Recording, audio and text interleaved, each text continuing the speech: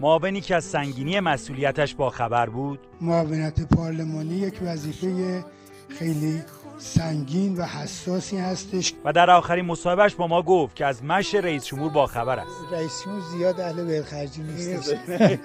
حالا در ایام نوروز خبر رسید که سفری تفریحی گردشی به قطب جنوب داشته است.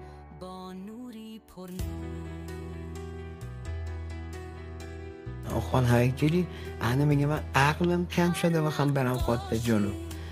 مملکت با این خوشاب و هوایی اونم تو بهار من دیگه خودم توفیق میداد که سر میرفتم تا بلپایگون یه حال هوایی عوض میکنم انسته از جلوی را تماشا کرده بودم. قطب جنوب میگه چندم زل تابستونی که هم بخوام برم قطب جنوب این حرفا رو نزنیم.